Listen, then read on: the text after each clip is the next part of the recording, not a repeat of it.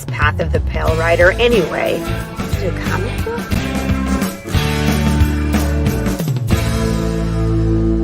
No, that's not it.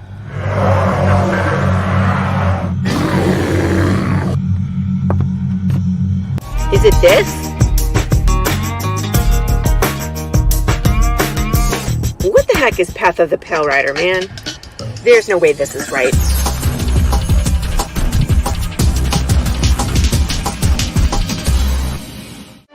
How about this? I have no idea. We're gonna rob a bank. Oh, it's this.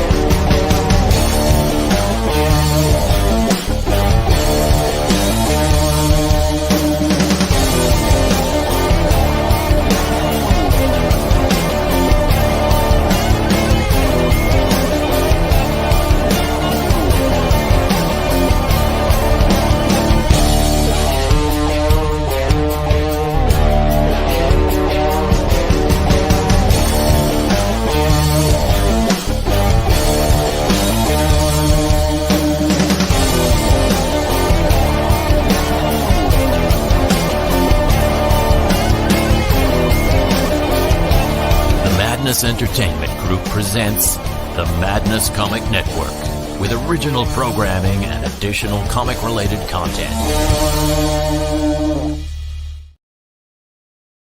Oh, hey. Hello, everybody. It's Monday night, and what the heck is Lori doing here? Well, we're having an impromptu live. You know why? I'm working my butt off on this Kickstarter. I have some friends who are working their butts off on some Kickstarter stuff. We've been so busy, but you know what? Now's a great time for us to just chit chat and catch up and talk about all the cool things that we're working on. This is like the only time we get to do that. So this is what we're going to do. I'm going to bring in Sam Willis and Trey Prim from Raised. Hello. How are you guys? Hey. What's going on? I'm good. I've been busy. I've been running like a crazy person. Chicken with no head today. I'm sure you guys are the same. Oh, yeah. More days than needs to be more days in the week because it's been crazy since we launched. Yeah, I'm with you. It's like I've had a podcast either every day or I've been going to cons on the weekends. Mm-hmm. I got sick. It's like still trying to do things, add things, reschedule podcasts, and it's been a wild 3 weeks. I got 1 week left. Dang. Pale Rider, and it's gonna be a wham bam, thank you, ma'am kind of week. So hopefully it'll go by quick. That's and awesome. You guys are campaigning too. How many days you got left? I think it's 15 around that. Yeah, we got about 2 weeks. Yeah, we got about 2 weeks left. A little bit over 2 weeks, I would say. So Gotcha. we're getting down to almost the final stretch. We'll see. Well, you did a 30-day campaign? Yeah, okay. So we launched on the 24th. So October 24th should be technically the last day. I think it's like 10 a.m. It ends around that. Okay. So you're about halfway. Mm-hmm. I know it's that plateau time. Oh, I know. It's the worst. It's literally the worst. For those of you who haven't run a Kickstarter before, it feels a little like this. Hold on. I think I'm bleeding. Am I bleeding? Ah! Ah! Ah! Nose and lips! Okay, ow.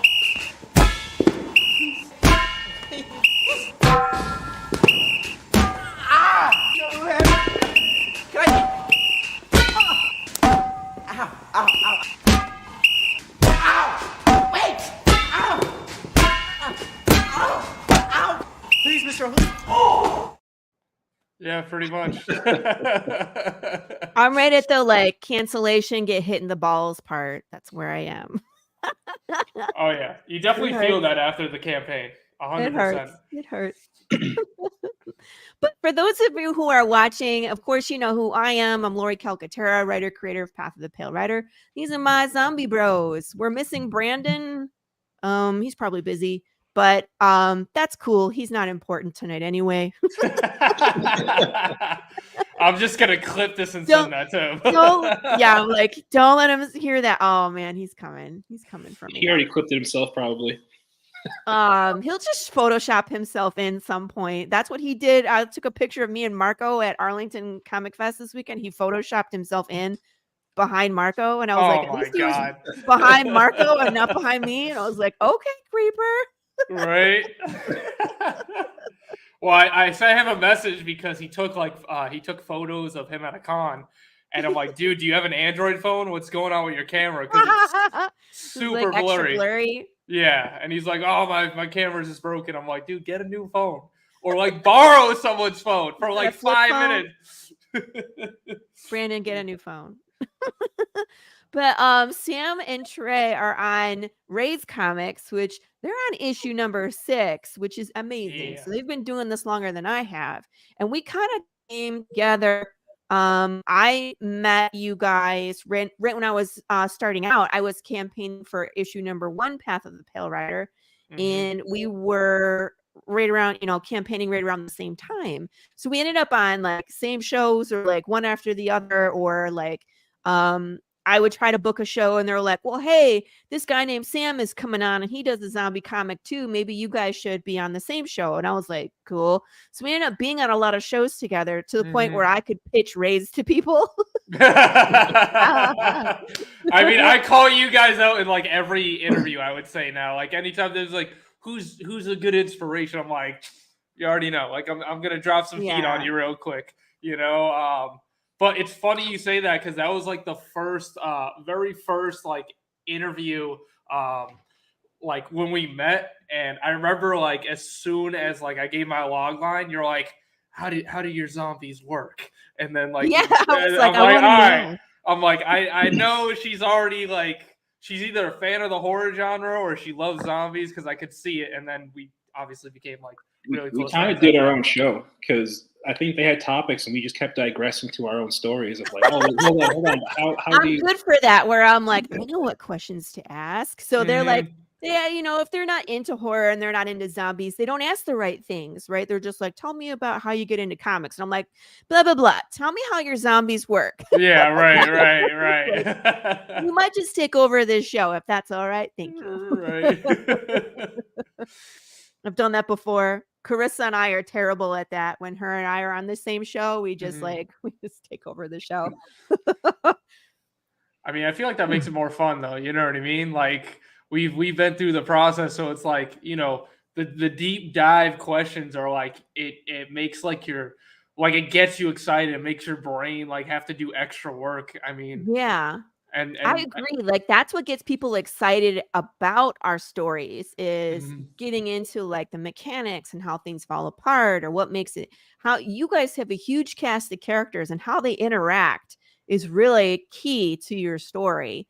So when I get into like all your characters and like some of the things they do where I'm like, don't open the door. She opened the door. I knew that was coming. But before we keep going, I want to say like hi to Mr. Nobody. He's hanging out in the chat. He loves the consequences and the chicken nuggets. I did both. I'll have to wait. I'll show you. Ready? Consequences. I mean, we kind of had to, and we have this one too. Chicken nuggets. So we could start throwing that up there. P.S. If you don't hit the like button, yeah, Mr. Nobody will come for you, apparently. Say less. Yo, shared to all the places. Thank you, Pops. Pops Thank is you, the Pops. best. Perfect. That's where we need to see it, even though I didn't need to see it. Yes, see? Everybody needs to see that. That's great. All right, so getting back to it, let me just say, I've been waiting for Ray's 6 long enough. I know it's yeah. I mean, it's been it's funny because the last interview we were in, they kind of like, I mean, it's been a while. Like our last Kickstarter, I want to say it was like around August of last year, but we had to find a new artist and we were kind of transitioning to this new style. So we want to make sure we found the right person, and we 1000% did. I mean, Vince's Oliveira is the man who is behind all the new art of issue 6. And I've pretty much seen 95%. I'm waiting on one more page, which is the last page. But it's always the best one. We've seen all of it, and I think people are going to be blown away at what we're trying to do. And what I think, a lot of people have been asking about like what the infection is really, and we haven't really given much information. And issue 6 I would say that's almost like the main focus of the story, and how we kind of get into that is I mean, it's been coming. We know it's been coming, especially because, like I said, you're all the way out to issue number 6. In the beginning, issues 1 and 2, you see the infection and you see like the craziness behind, what your survivors have to do. But when I'm glad that we're finally getting into like the meaty part, pun intended, of the story, and then you can develop like the why. I'm not quite there yet. I'm still tormenting my main character. I mean, Sorry. You gotta.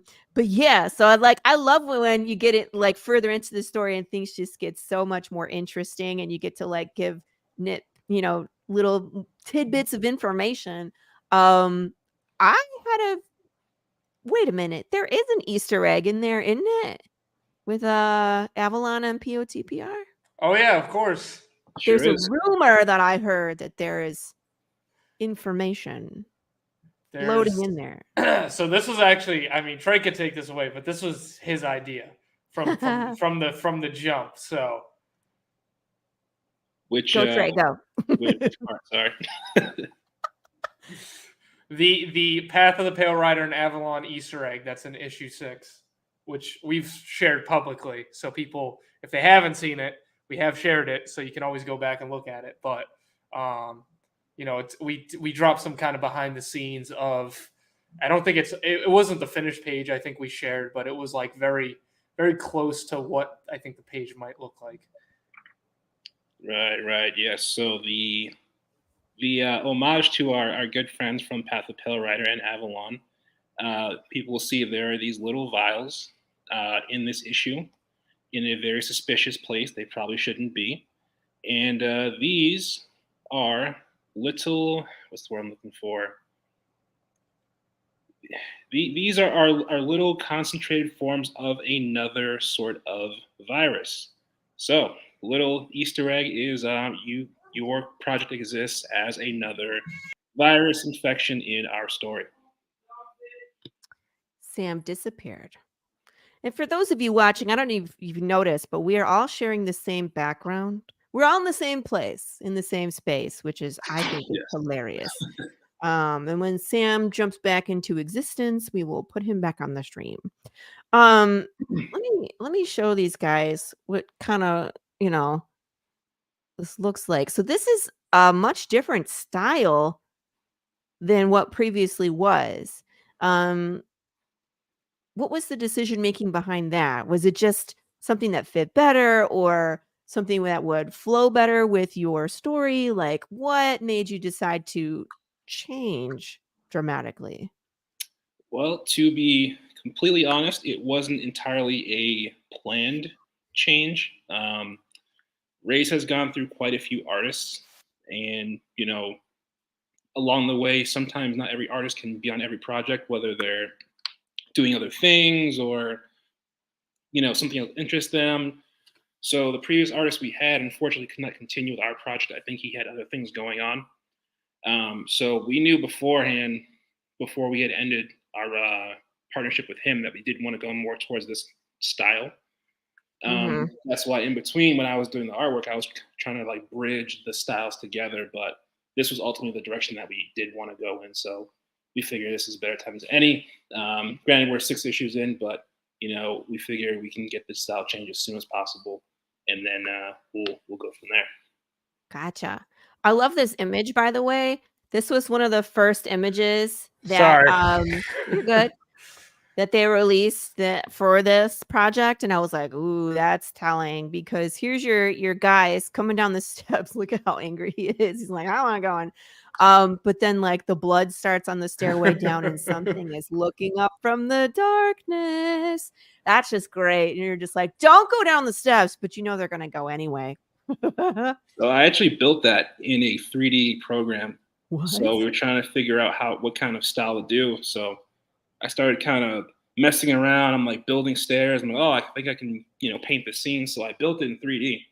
So I have the file somewhere, but Cool. it's a 3D file. And then the artist looked at it and then he like drew his own rendition of it. And for everybody that sees this, I want to let you know that they are so close to being funded. It's like $75 will get these guys funded. So I really hope that people will go take a look at this and find something that you like and help make this thing a reality because I'm also a backer on this and I would really like my book. Thank you. I love how this looks too, is stretch goals. So as you unlock, you're gonna keep adding it. You add in the like the GIF or the JPEG Yeah, picture. so the Oh, idea of make it. it a GIF. So I would if the box was a little bit bigger. So the idea behind this was, it's kind of the same image. So when people unlock these stretch goals, it's pretty much like almost going down like a Christmas tree where you're gonna see each image unlocked, which we have a lot of Cool. cool stretch goals that obviously can't see what they are now, but once we hit those, you're gonna be able to see it, and it's gonna be really cool for a lot of people to get kind of extra rewards. And for those of you who haven't experienced Raised before, we've kind of mentioned zombies, but who would really like this? It's people who like horror. There's just simply it says it's not enough to simply add a bunch of gore and blood and call it a horror story.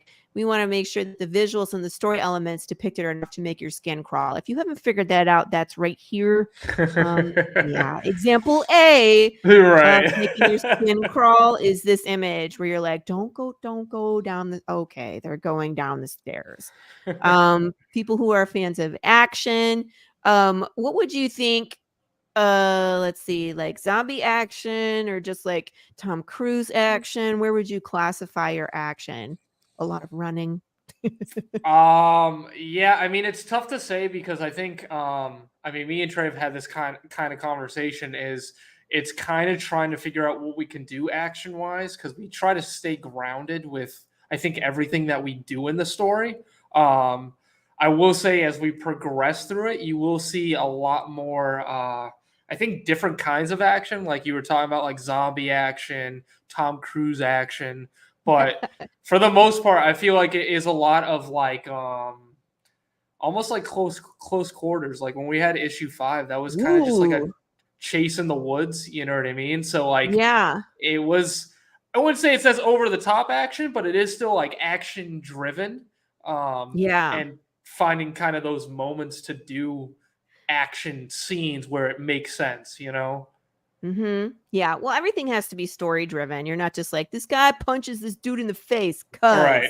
cuz Right. reasons. But there will be plenty of that. He's gonna put him in the face and just say reasons. Right.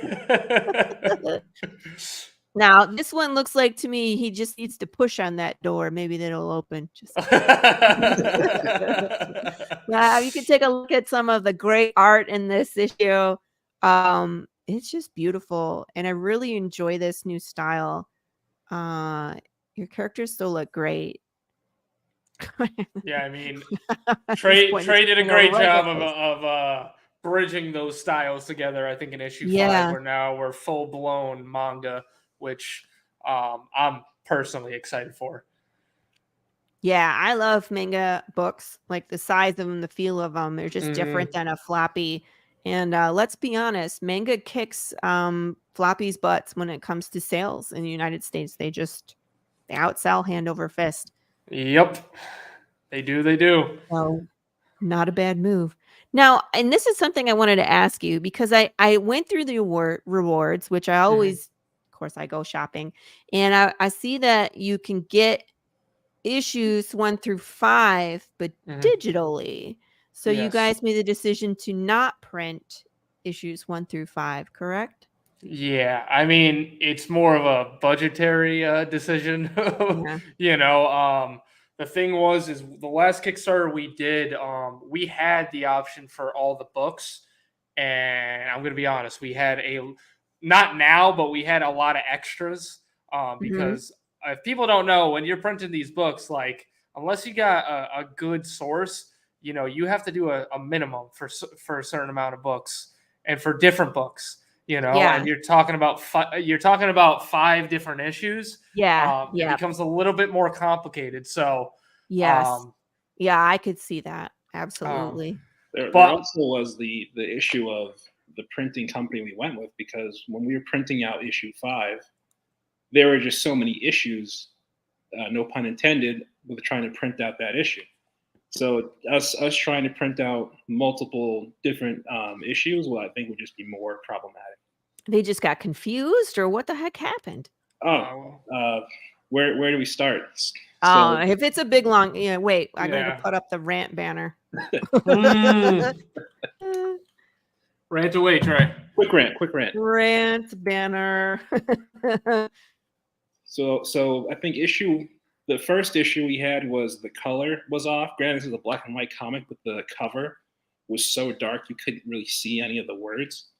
So we bring it back, and I think the second problem was they cut it incorrectly. So there was these like white borders on the black pages, which didn't make sense. So we brought it back to them. Then everything was in black and white and color. One of our ad pages was in black and white that shouldn't have been. Brought it back. Then we turned to find out I had to pick up the issues outside at night on the front door, only to flip through it, and then they put them in the wrong order. So you would be reading like page 15, and the next page would be like page 21. Then it would go back Oh to my page 17. God. Yeah, it was a You hot did mess. that. Hey, you would like this one too. It's about zombies. That is so frustrating. I mean, on top of everything else that you have to deal with, you have to deal with a company that just can't get their crap together to print a Oh, yeah. book. And there's a ton of companies out there, so I'm sure there's other options for book Oh, number 6. 100%. But Mhm. I mean, I've heard that with other people having issues. Yeah, Zerubbabel. Yep. Gotta love the Zeds. They're coming, right? And then, well, this is just giving you, yeah, I knew what you meant. Where it's just looking at, past issues. 1, here's 2, just to give you a feel of what's happened already. There's Mhm. obviously, some consequences to being in the zombie apocalypse. There is. And we try to He's give a like, run. we're going to a junkyard. That's a great idea. But yeah, the whole goal with this is kind of like giving people a taste if they haven't read the issues before. At least they able to see. I think, me and Trey tried to devise it where we're telling a compact story within 5 issues on a small scroll down page on Kickstarter. You Yeah. know what I mean? There's obviously Yes. a lot you guys aren't seeing with these issues, but Right. at least it gives you a taste to see if this is something you would be interested in or not. Yeah, I had a challenge with that as well, where I was like, how do I show them as many things as possible without making the Kickstarter 12 and a half miles of scrolling? Um, and I figured out how to do GIFs. Mhm. So as they would go from like issue 1 to issue 2, issue 3, it just automatically plays and they don't Right. have to do anything. So I could teach how to do that if you are interested, if that's something you want to do. But there is something to be said about having this still image because they can spend as much time as they want to on it. Mhm. I don't know if there's a happy medium.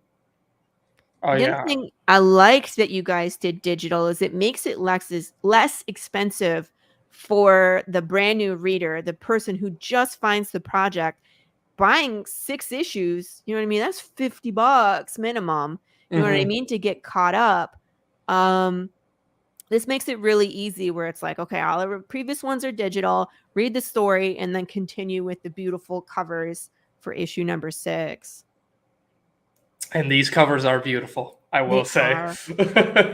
I didn't know which one to pick. And then I had to just, I had to support the Marco DeFeo cover because he's my guy. So he made an incredible cover, which again, props to Trey because Trey came up with that design. So I did the basic part. He made it look good. This is still really great because this keeps with your logo. You guys changed the cover behind it ever so slightly. So it's still, like your logo, your main cover is always telling us kind of what they're walking themselves into this issue. And the blood drip with the number is genius, right? And then here's the DeFeo cover. Which I can't wait to see that cover. It's our first white cover, which is going to fucking be awesome. Sorry for cussing, but I'm so excited. Oh, no!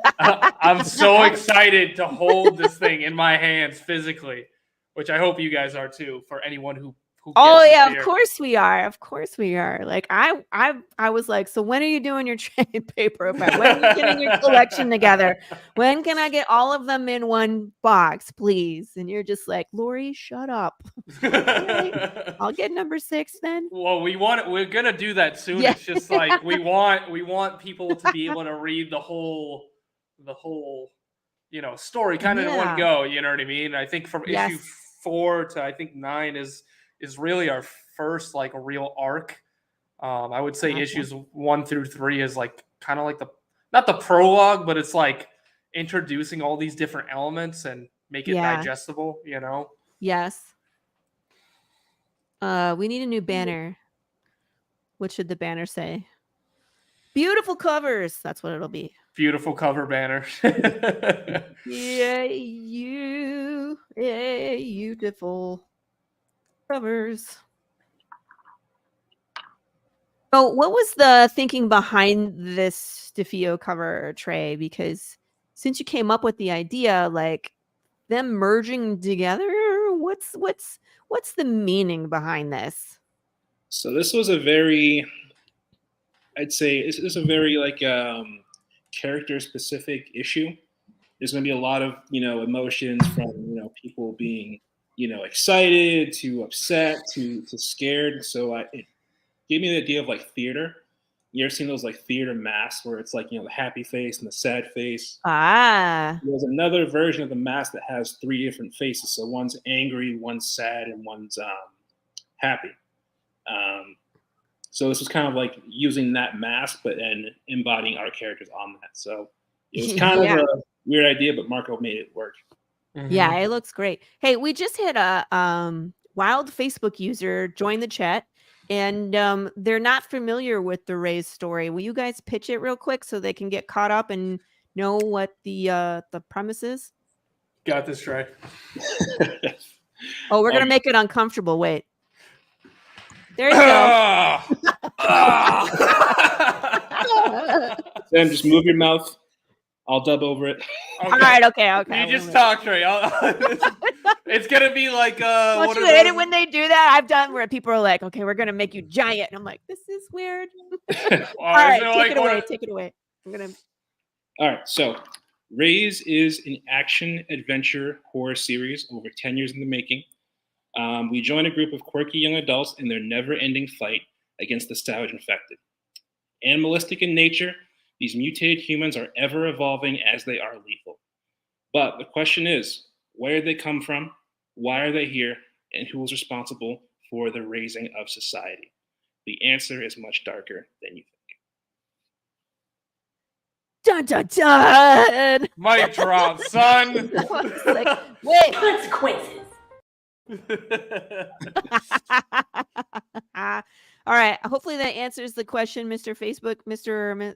Whoever you are, Facebook user. I don't know which gender. Anyway, there you go. It's a very interesting take on. There you go. Yeah, zombieism. You have a big cast. Look at this. I want to show you this. Look, I pushed all the buttons. There we go. So we were talking about the beautiful covers, and there are 3 to choose from, and good luck choosing. This is the dress cover that is typical for Rays. So if you want them all to match, because things need to match, man. There you go. If you would like a beautiful variant, there are 2 options. We talked about this Marco DeFio cover, who is the main artist for Path of the Pale Rider. I like that we crossed him over as well. And then this one. Tell everybody what this is going to be, though. Oh, and so this is super exciting. This is actually going to be our first foil cover. So our artist Vince's, he actually designed this, and we were kind of coming up with the idea of, so originally, and I can say this, we wanted to do glow in the dark, but we had some printing complications with that. So we decided to go with the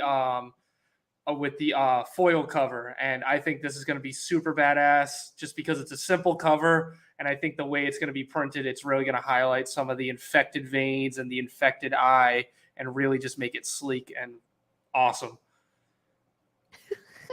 Thank you, Hen Solo the chicken. Plant-based chicken nuggets. I don't know if you can do those are gross. But I was so tempted because this is going to be amazing. I really had a hard time. I was like, 1, 2. Right. 1, 2. Look at it's like the eye exam. Is 1 better or 2? Right. 1 or 2. And I was just like, oh, I don't know what to do. So of course, it's like I that's why I went with the DeVito cover. But perks of being the creator. I don't have to choose. Yeah, I know. Isn't that great? I love that, where you're like, I don't have to, I just get them all. That's the best. Right. There are some really cool other things, and by that Ben, your brother, right, produced. Yeah. What? Oh, they're grossed out by soy-based meat replacement nuggets. We can 3D print meat now. I don't know what that tastes like. That's probably bad. I don't think I want to. No, thank you. We're going to say no to that. But I love this. Look, because these are a sticker set, and I made sure that I added this on too because these are really cool. It's like the don't touch, danger, like how it's like contaminated hand. I'm like, ew, go wash your hand, please. Right. The eyeball with the zombie in the pupil, and then the bloody staircase that makes an R for Rays. It's great. Right. Yeah, Ben killed it. I mean, I told him the ideas I had for these stickers, and I remember his exact reaction being, "What?" And I'm like, "All right, let me try to explain this again." Because it's kind of this thing of, you have this idea in your head and you're trying so hard to figure out how you can like tell somebody that, where they understand what you're going for. And I think after like a 40-minute conversation, he's like, "Oh, I get what you're going for now." I'm like, yeah. It took a while, but like it's a hard, that Rays R staircase, that was like very difficult to explain because it was. Dude, I didn't even notice it was the Rays R until, what was that last interview we did where you pointed out it wasn't R? Oh, that was the first one. We did an interview with Cody. Cody he didn't know either. I'm blowing my co-creator and my PR guys mind. I was just cracking up. I was like, what the? Be visually more intelligent, please, Cody. Just kidding. And Trey. Trey. That's funny. And I also wanted to point out that a dead guy who loves all things horror and zombie is grossed out by soy nuggets. Well, barf at soy nuggets, but probably has no problem watching this dude get eaten by this kid get taken out by. I mean, am I wrong, dead guy? You're okay with this? I'm okay with this. Yeah, I wouldn't eat the. No, thank you. Can you introduce us to your cast of characters? Because we got a whole bunch here, and they all are someone different. And I love how you put their picture with their name tag next to it, so we can kind of get to know everybody. This is very smart. I haven't seen people do that before. I just have like, this is Jen St. Clair, and this is the bear that tries to eat him. So let's tell me about these characters. Trey, you want to go or you want me to go? So Trey.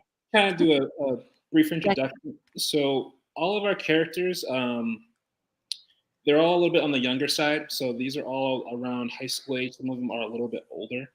I'm sorry. What? What the heck?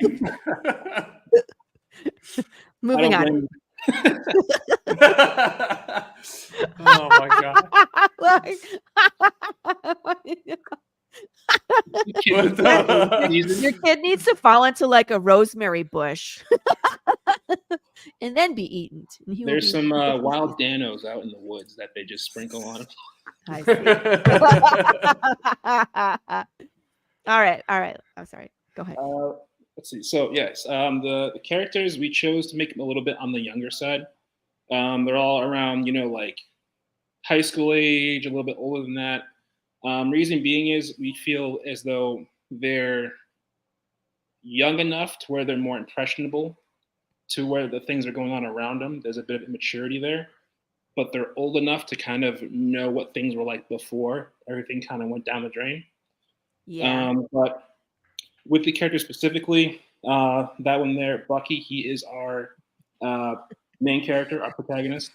Granted, they all are protagonists in their own right, but his story will be more revolved around the main storyline of Race itself. So we wanted to list a few things that they've done so far to get you an idea of what the character is like without directly saying it, because, we feel as though discovering who the character is, what they're like, is part of reading the story.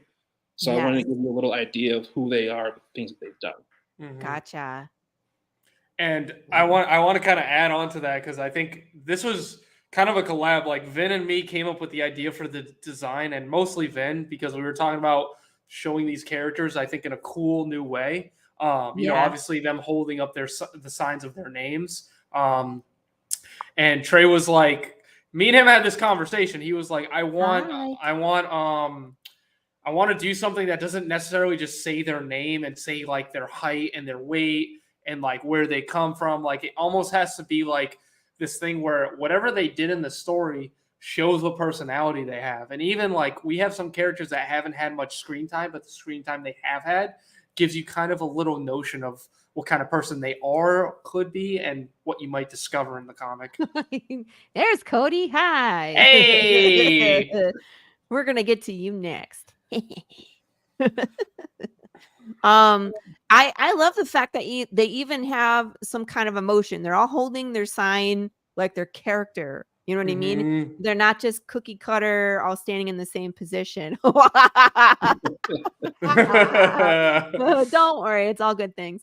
But I mean, like Bucky looks like a decision maker. He's holding it and he's very, and it's crooked. So you know what I mean? Like it's kind of haphazard, like here it is, but I got stuff to do. Victoria looks very concerned holding her sign. No, Yeah, she usually is. Yeah. Ian, it looks to me like he really couldn't care. Oh yeah, he doesn't give a shit about. Yeah.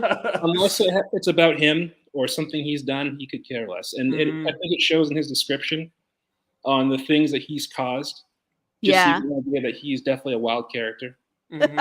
Someone else noticed. Yes, we are all in the same house. For those of you that are watching, we are actually all occupying the same space at the same time and breaking the laws of physics. So yeah, Ian. I mean, I wanted to say is like what Trey was saying with the characters being like younger is like, I think there's certain things in our comic, like if you had a grown adult who wasn't immature, you wouldn't get the situations I think that we were able to bring out of these characters and bring out of these situations. A lot of these, they're kids, like they're immature and like innocence. Yeah, the naivete, the the lack of experience will make them do things that probably wouldn't show up otherwise. So that's interesting. Yeah, like Jude St. Clair just does dumb shit. But he's not young. He's just I don't know. He does dumb things, usually because lack of sleep. Sarah looks like she's very guarded to me. So even though she's risked her life to save a kid, though she's afraid, ventures through dangerous forests. So she to me seems like very cautious in this picture. but she's one of those characters from the story that is courageous in the face of danger, that she will risk herself, but doesn't seem like she would want to do that, but she does it anyway. Am I wrong here? No, I mean, you're kind of spot on with that. It's almost like mama bear instincts. You know what I mean? Like, Yeah. you kind of like see a child and you want to help. You know? Yes. Steamception. That's funny. Yes, we're all in the infected mansion. Please wear your mask. Ashley. Again, I'm not getting much from Ashley here. Being stuck in the clutches of an infected was not enough to discourage her. Oh, so she's tough. She forcefully points her team in the right direction and has made one of the first major breakthroughs in diagnosing this mysterious disease. So she is interesting. Are we going to see more of Ashley today? I mean, in issue 6. Hi, Max. Thanks for stopping in. Yo. Yes, we definitely will see some more of her in this issue, and then one of that big breakthroughs will actually debut in this issue as well. So she's going to point out something to kind of connect the dots a little bit, and then we'll see what that turns into later as well. But she's one of the characters that we said is a little bit older. That's why she has more of like a skill set and more of like a leadership kind of direction, because she's a little bit older than everyone else. So there's more maturity there. Ray also doesn't look like he cares much. When an injured man sought refuge from the infected, Ray responded to his cry for help by locking him out. Reluctant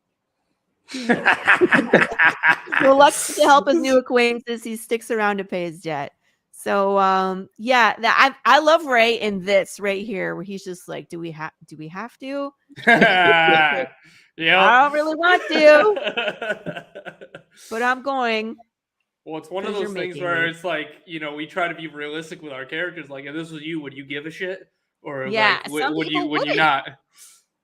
Some people be like, I'm only here for the chicken nuggets, and then after that, it's fine. We'll just have to deal with Matthew Okay. Yeah. Frankie, thinking on his toes, Frankie hotwires a getaway car to make a speedy escape. His impromptu partnership with the stranger lands the group in a junkyard where they attempt to fix their car. Sounds like a great idea on the surface. Probably consequences. Yes. Yeah. Look, Max. Consequences. Oh, it's a bad day for those guys in the junkyard.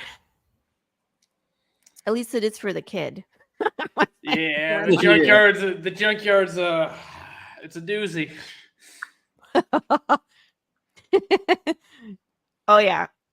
Dawn Doolis, a friend of mine on Facebook, posted over the weekend that she caught herself yelling at the football game consequences and chicken nuggets. So we took the consequences and chicken nuggets one step further. Chicken nuggets.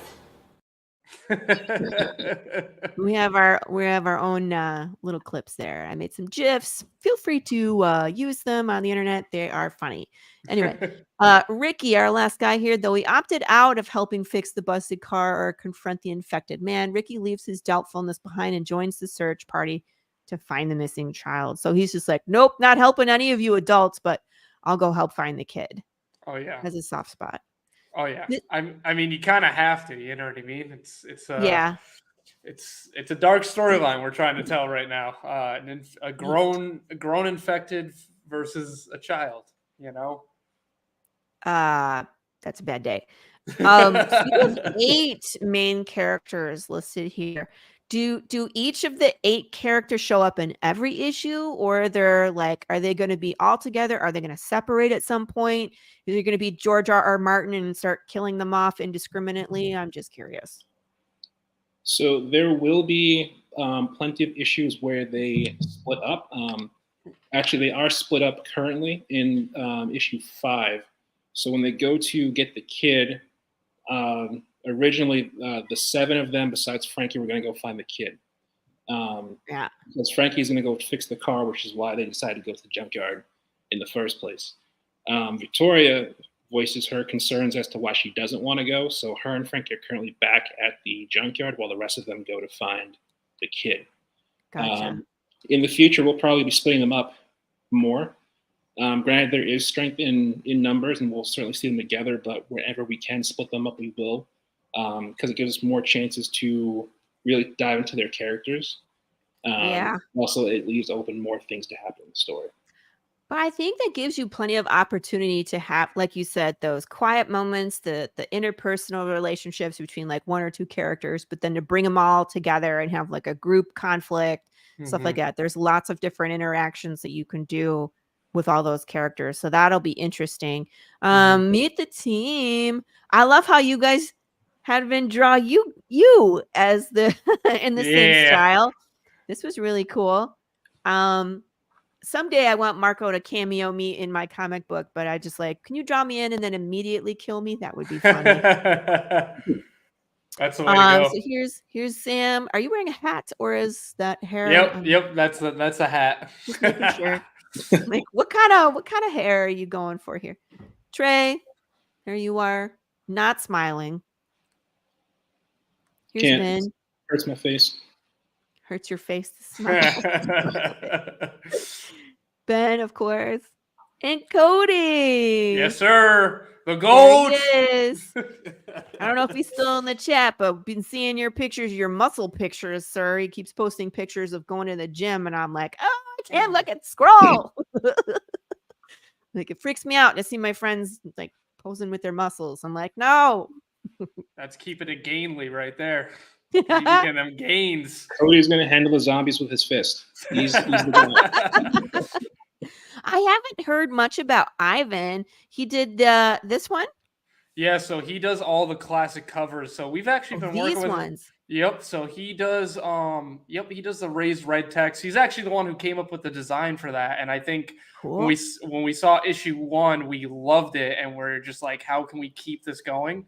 I think it's we had the idea like in the inception, I think, of like before issue 1 was even out, was we wanted like a cover that doesn't necessarily tell you like what's happening in the story, but does tell you what's happening in the story. So it was like kind of almost like a light nod to it. And we kind of figured out a design for that. And then, we've tried to, I mean, that's like, I want to say that's like one of the hardest things we have to do when we do issue to issue, because me and Trey are like, okay, what can we do this time? I feel like Marco feels your pain because I'm always like, okay, Marco, I need a cover. And he's like, Lori. And he's just like, I don't know what to do next. And I was like, well, it needs to be something from the issue. And he was like, that doesn't help. Right? Like, what? What can we possibly do now? So it's hard too, because the design like is a specific design. You know what I mean? Like you have to, especially for you guys with the perspective, and it's like I feel like your covers are always the calm before the storm of what's happening in the issue. Sometimes there's a bunch of hands. I love the hands, but like this one to me is like something has happened, and our cast has walked into it, and it's like, uh-oh. Do I turn around? Do I keep going? Like something's about to go down. So that's what I feel like, where you're showing us what's going to happen before it happens. And it's like, oh no. Can neither confirm nor deny. Right. Don't answer. Thank you. Thanks, Dead Guy. Yeah, check it out, man. Thank you. Lots of good stuff here. We haven't even gone shopping yet. So I picked out this guy here. And I added on some stickers because they're dope. And yes, people still say that word, shut up. So let's take a look here. Digital for issue number 1. So this is going back to the beginning, not issue 6, but if you're not sure about, right, and I've seen a lot of people do this. I haven't done this myself, and I probably should. Where it's like, hey, we're already like so far into the series, but if you're interested in Rays and you want to see the first one and get started without having to commit to the entire 6 issues, here you go. You can download issue number 1 digitally for $4. That's smart. And you become a backer with us. You help us on our journey with doing a small investment like that. Right. Sorry, this thing scrolls all over the place. I'm trying to get it like where I can just Oh, scroll you're on one good. side. Sorry if I made anybody seasick. I'm bad at that. Sorry. All right, digital for number 6, $5. Yeah, get a digital copy of issue number 6. So if you've been following along in the story and you just need your issue number 6 to get caught up, here you go. I love digitals because now you can have an international readership. So you Yep. have backers in Germany or Australia where it costs like $75 to ship a book there, which is ridiculous. Yep. This is a better option, at least in my Very, very opinion. Hey, true. man, if you want to pay $75 for me to ship you a book, right on. All right, $15 gets you a physical copy. Yes. Is this That- the A cover specifically? Yep. So Or that's the A cover specifically. So when you get Okay. that tier, you're gonna automatically get that that cover done by That's cool. Ivan Lugemer, Yep, the beautiful. man. 1 through 6 digital, so $30 will get you 1 through 6 all digital. Mm-hmm. That's a good deal. Back to back, you know. Yeah. And I love this because I don't know if you guys are like me, but when the book is done and my editor finishes it and I get the okay to go to print, first I email everybody the PDF.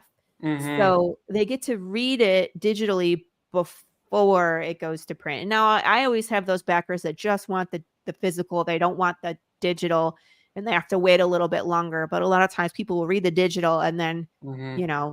Wait to touch it, smell it, feel it. And some Right. people want them signed, so they don't want to open it. So they just want to read the digital too. So Mm-hmm. that's a great look. I love it. Look at, oh, so beautiful. I just had an idea. Nope, I'll share it. I'll share it with you later.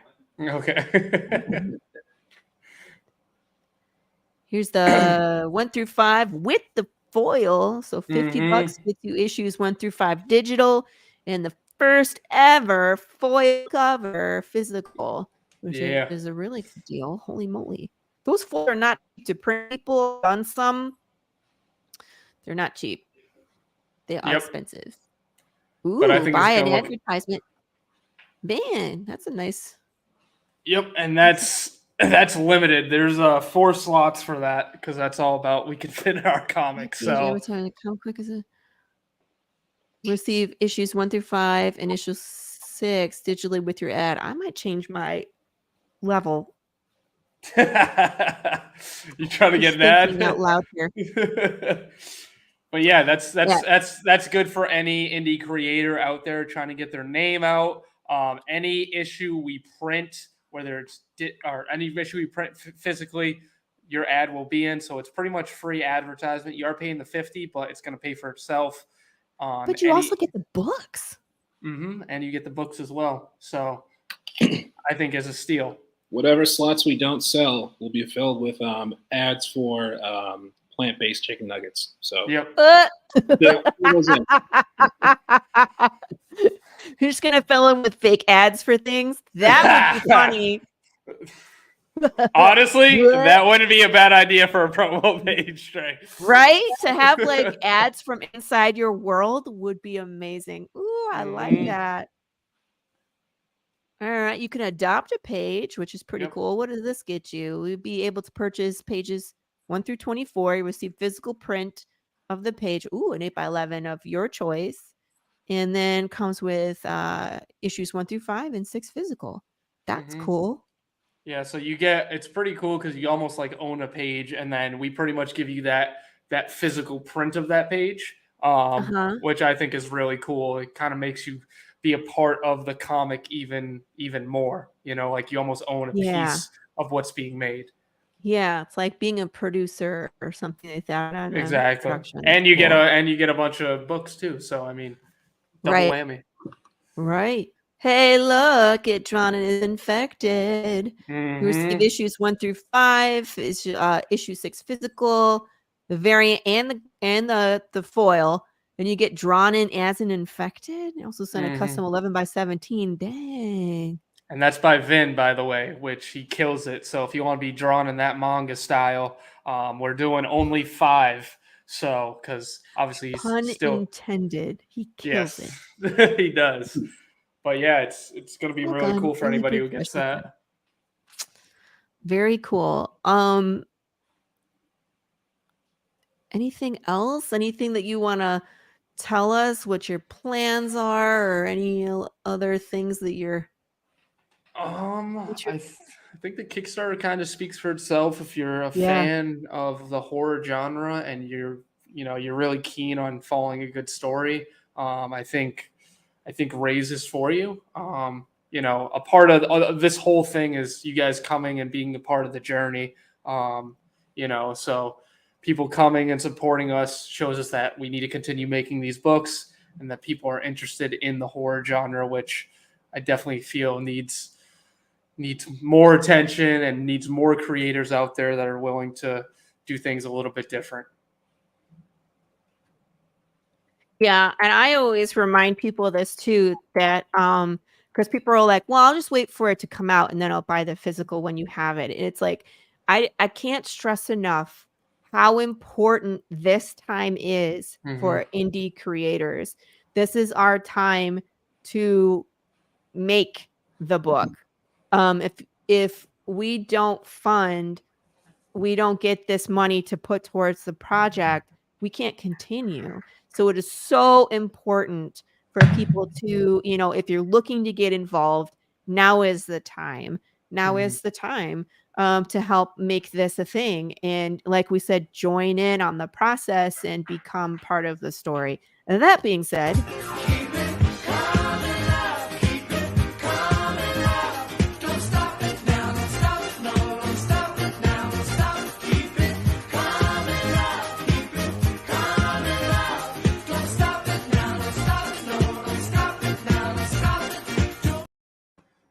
Yeah.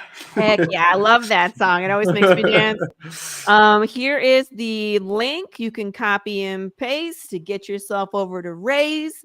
I would love to see Becker 16 and get this little nudge here going. There's 2 weeks left, so there's still time. But as anybody who has run a Kickstarter knows, this is kind of where everything plateaus. It's like it gets quiet and it messes with our brains where we're like not really sure what's going on here. So go over to Raise, pick out something you like. You can get in on this for $4 and $5 and help bring this to life. I'm seriously, I'm thinking I just go and change this to where I can get an ad. I'm seriously thinking about that. So let's talk about that. All right. If you guys have not seen Path of the Pale Rider, we're still here. We're still around, and we got 7 days left. There's a ton of people looking at this, and I don't know if we're waiting for like the last day. It's like right. we still got lots of things that we can unlock here. We've unlocked quite a few things already. I'm gonna play the blooper reel because if you guys haven't seen this crazy welcome video, look, we really have no idea. Because it's funny. But I have like a whole blooper reel for a whole minute and 27 seconds about the antics. It's funny. Gotta have the banjo music. News reporter Ellie Brock from WED Channel 13. Are you okay? I'm okay. I don't have anything for this. No one prepared me for this. That's a hot mess. Someone get her out. Someone come to Ellie. Please. Uh-oh. Oh yeah. Oh. That's the best. The last one is the best one. Like it bounces off the chair. Down here somewhere. I'll find it. I got it. Piku, whose idea was this? Bubbles! Back to you. Sugar. Sassafras. Country music. Peas and carrots. Caramel corn. Maple syrup. Back to you. Someone come get Ellie. Thank you.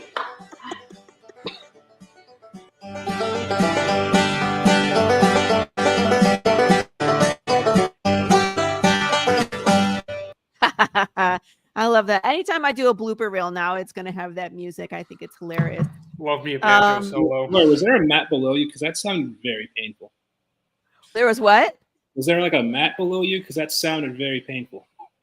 There was. I'm never gonna like. I'm old, you guys. I'm not gonna throw myself on the freaking tile floor. You've done stunts. You do stunts though, so I just wanted to. I have, and we do them in a manner that is safe and for everybody involved, mostly myself.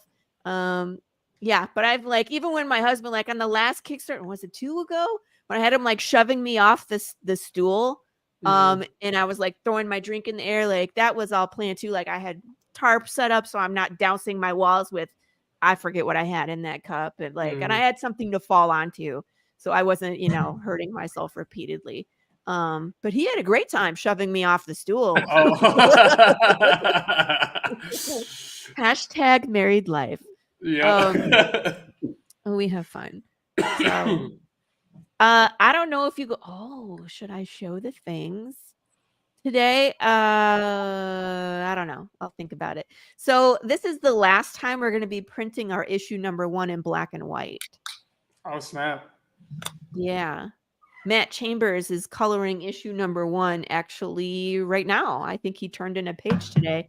So it's fun watching that come to life as well. So how are you feeling on that? Is that like a bittersweet moment, or is that like a send off, or I mean, I'm curious because I know you started this all in black and white, and then we started in black and white because that's all we could afford. True. And I think we always had intention of doing color. We just had to raise some more funds in order to be able to get to that level. And we were close in issue number 2, and I ended up paying out of pocket so that way we could do color. And it just changed the game when people were able to see what PAF looked like. They fell in love, right? Oh, yeah. And so when we got to issue 3, it was just like and we were just going to continue, and if it keeps growing, we'll just keep going. But we are going to be doing a trade paperback next. So that was one of the things that was my goal, is to release a trade paperback in color 100%. So and what are those issues? Is it going to be issue 1 through 4? 1 through 4, okay. Nice. Yeah, because my first arc is 12, and it's set up like it's a full-length movie. So movies are set up where it has like an act 1, an act 2, and an act 3. So the first 4 is like act 1. So it makes sense to do the trade paperback because that kind of wraps up like the first part where you get, there's the intro, you meet Jude St. Clair, you understand a little bit about the world, and then you see everything burned down. Issue number 5, we catch back up to in time. So it like picks up again with Jude and Dwayne in jail, and it goes forward from where we met them. So it made sense for that to be like, that's the second part, where Jude, again, you get to see him. Oh, guys. I was telling Marco all the stuff we're doing for 5, and he was like, "You're nuts." I don't know how many pages that thing is going to need to be so we can cram it all in there. But I was like, well, there's this, and then this happens, and then we break this down, and then they do this, and then it ends, and then that, and then this happens, and he's just like, "Lori, that won't all fit." Like, well, we're gonna make it fit, right? And he's like, make it fit. Square in a circle hole. Why won't you fit? Where's this go? In this That's the same thing we were talking about for issue 9 that we're working on, because there's just so much to it. Because like he was saying, that closes out our arc, so we're trying to get all this. You got to make sure it fits, right? So many moving parts, and you're like, oh, you just have to spend some time planning. But I'm very excited. This was the first. No, that's actually the second. We broke this stretch goal first at 50 backers. We're all getting those poker cards again. So we had that the King of Hearts last time. He's around here somewhere. There he is. Beautiful, beautiful. And David Rodriguez designed these for me. I commissioned him to do that, and I think they turned out great. Someone's like, the tarot cards? And I was like, no. Those look cool as hell. Thanks. So we did this one. We unlocked the 10 of hearts as well. So I figure, I don't know if we'll get to 150 backers in 7 days. That's like 48 more backers. Probably not. You got this. If we get there, we unlock another card. So that's fun. And then, of course, I love this one because it's that indie bundle. Mm-hmm. You guys are right there. You're right here. So there's Ray, there's Avalon. Avalon. And I got a ton of new ones this time. Like Dragon Child is new. This one's fabulous. Knave of Hearts, fabulous. Incantessi, fabulous. Slaughterville, fabulous. And then, of course, Carissa Grant's Worthy Chaos Redemption is here as well. We got lots of good stuff. We unlocked these koozies. Nice. So everybody's getting one of those. And then we should be able to get to the slice and dice. We're like $200 away, less than $200. So we should be able to smash pumpkins on Halloween again. That'll be fun. Yeah. Oh, it's a bad day. I made this a GIF and I was thinking that like, if people didn't want to see the spoilers that they just, I gave them a warning, like you don't have to watch this, you skip it, but it's there. Gotta love it. It definitely gives people a taste though.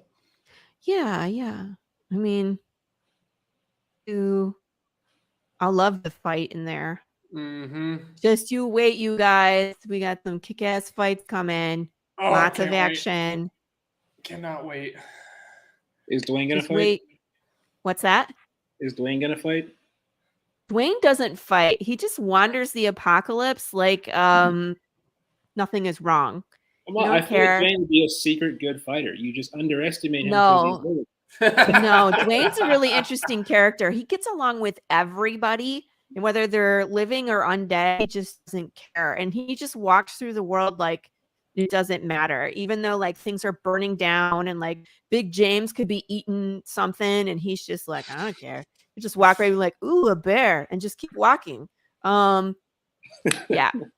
You're gonna see more of Dwayne in issue number 5. They have adventures. So, and then I think he goes away for a little bit and then he comes back. Dwayne's one of those people that just like moves in and out of the world in really a unique fashion, This sounds like a great ad for 420. Pretty much. It's just like, well, it is what it is. Oh man, there's a bear. There's totally a bear over there. He's like, hey man, there's a bear. I'm hungry. Dude, you stole my bear. What's he eating? Can we eat it too? Like, don't touch the bear. I love this cover too. Yeah, that's one of my favorite covers I think I've seen. Yeah, it's awesome. It gives me some World War Z vibes.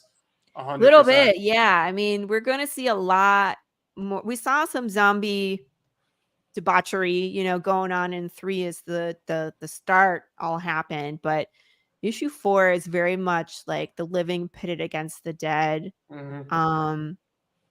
They're just coming for you at that point, and you can't beat them. So they make you join them. Unless you're a collector and you disappear then.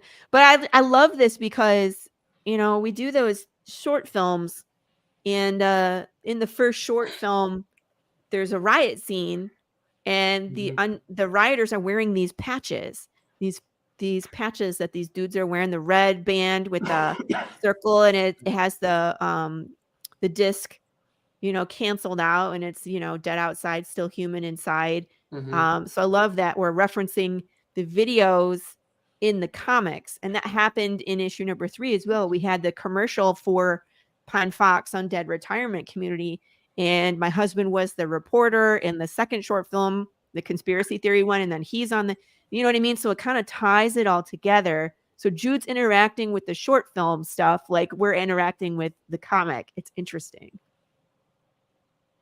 I like that. Many mediums picked together, and then the patches are so very visible because even when I was, I think, reading it or looking at it, it just kind of catches your attention right away. Yeah. Okay, good. There's actually a secret character in this. Of course, there's Jude St. Clair, but there is another main character in this cover who is very important to the story, who you will see, but we don't actually introduce them. You won't be able to tell who it is. Come on. I'm guessing.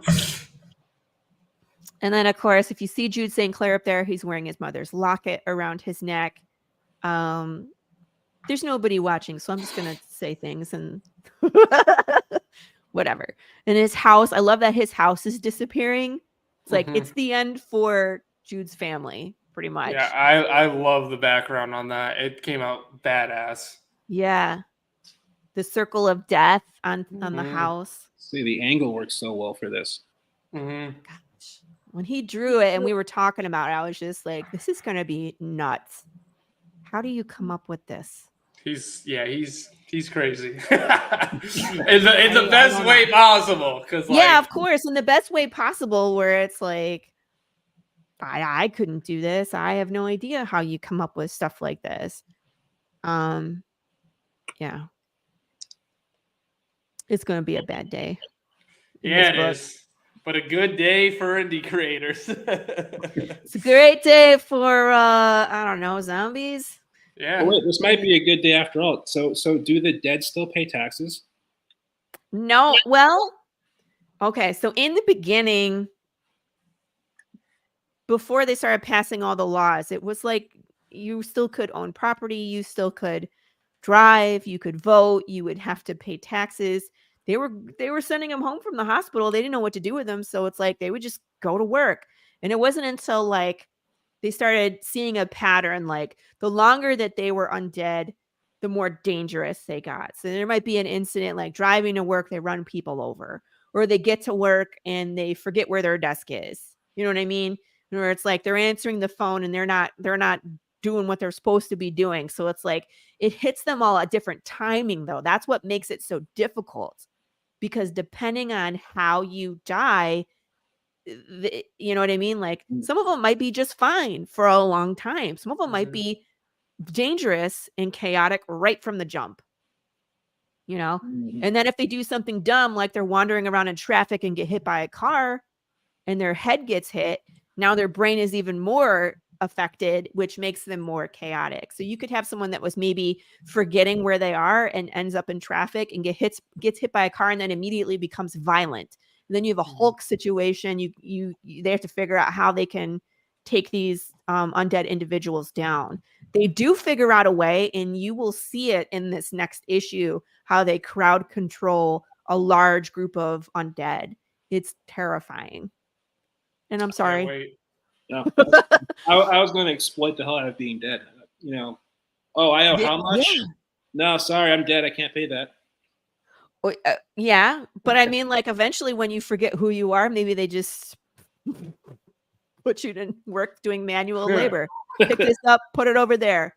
What am I doing? Pick this up, put it over there. Pick this up, put it over there. You know what I mean? On repeat for forever. So is it free labor?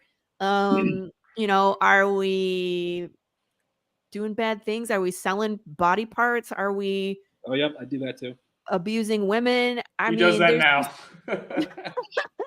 There's just so many things that can happen in this world, you know. It's just terrible. No, I don't know what's wrong with me. Sorry. I guess that's gonna be cool to see, though. The large crowd. Yeah, that's it's interesting because I show a riot in issue 4 where the undead are a minority and Jude is there and how it gets tackled. And then one of the first things you see in number 5 is reverse. It's a riot, but the undead are the majority. And it's bad. They're both bad, but just depends on where you are. Depends on and here's that badge. Isn't that cool? That is cool. I found these. I was going through my stuff getting ready for Cowtown. and it was like September 30th, and I found 12 of these. So these are available as an add-on for people if they want to collect a little piece of our history. They're there.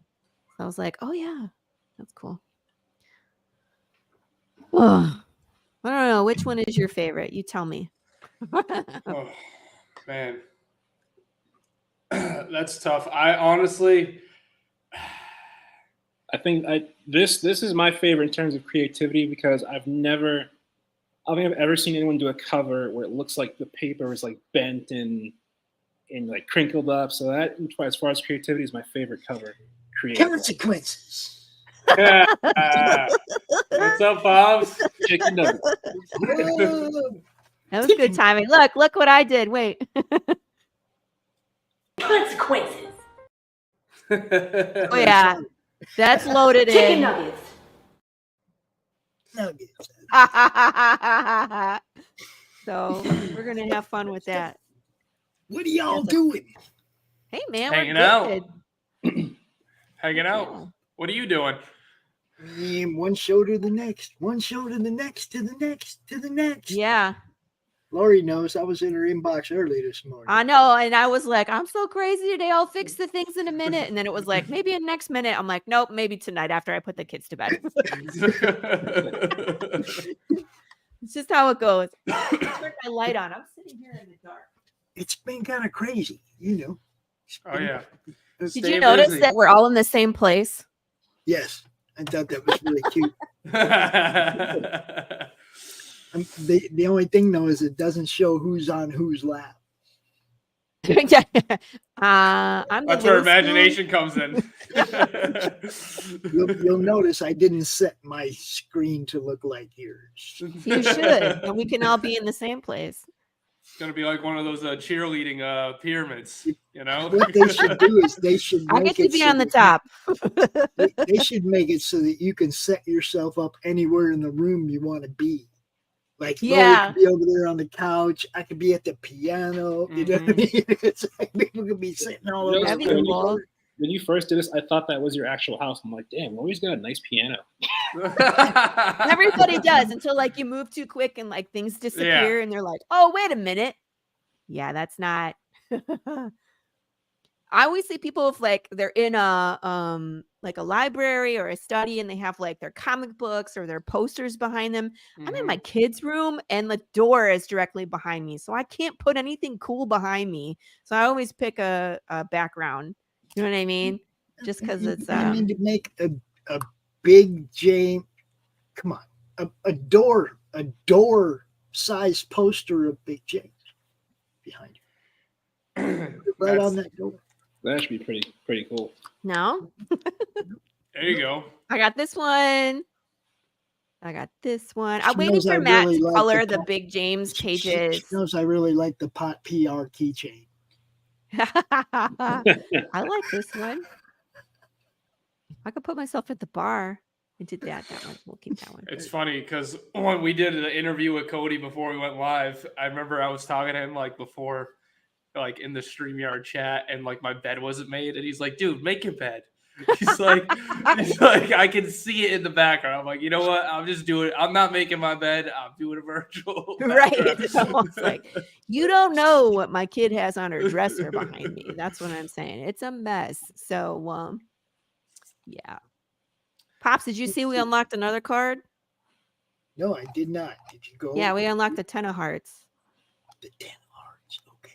Well, we got to start doing some number cards. Otherwise, it'll be we'll get all the face cards done and have all the boring stuff at the end. So I figure, face card or Joker or Ace is the first one, and then we have to do number cards in order to make the deck. So we got that. I like that heart design too. It's cool. Thanks. Good- with it's good actually nod. the wrong color, but I decided to keep it all red because it's supposed to be green, right? Mhm. I might change my mind and make the center green because it is a living disc. But I made the whole thing red because it's a red suit. I don't know. I might change my mind and make the center green. We'll see. I'll see how it looks. So still want to smash a pumpkin. Hopefully we get there. Did you see that this has Morse code on it? Oh shit. Oh, I didn't know it till now. Fucking cool. It says something. So how's this? Is this a good background? How's that? That's a pretty There you good go. background. I like it. Yeah, that's not bad. It's more creative than sitting in the same living room. I don't know what you're talking about. Me and Trey live together in real life. This is our actual house. Okay? Yeah, I just yeah, I use their house as my backdrop. We all bought that cheap Home Depot pre-built house. Mhm. Yeah, I made it into my she shed. I'm gonna try and see if I can get Rachel to come on some podcasts with me. She's a lot of fun. You guys would like her. Oh yeah, that's your editor, right? What's that? My That's- editor. Yeah, she's yeah. wonderful. Yeah, Oh, me- Carissa and I were supposed to do the thing today. We forgot. Do. Friends with campaigns. This guy's coming on the show tomorrow. Oh, nice. Jeffrey Cotton. Do you guys like wrestling? I would say not as much now as I was when I was a kid, but yes. Yeah. This is a dark wrestling comic. It looks really nice. interesting. It's really dark. There is one where he was like garroting someone through their mouth with some barbed wire, and I was like, "That's not how you floss, dummy." This to me has always been like the 60 Stooges. Yeah. A lot of slapstick comedy, but I mean it's a lot more acrobatic and a lot more like stunt guy type work now. than it Yeah. was back in the day. Well, this comic is something way different. It'd be Yeah, like if well, I someone mean, really thought they there's- were the Undertaker. Yeah, this is the way it's supposed to be though. A Not wrestling actually like comic is livid. supposed to be, pretty deadly, right? Right? Check it out from Rays to Razor Wire. I'll check it out. Good point. I don't know if Orphan Bloodline went live today. I think they were supposed to. I gotta go look. I've been too busy. Demon Bitch is still going.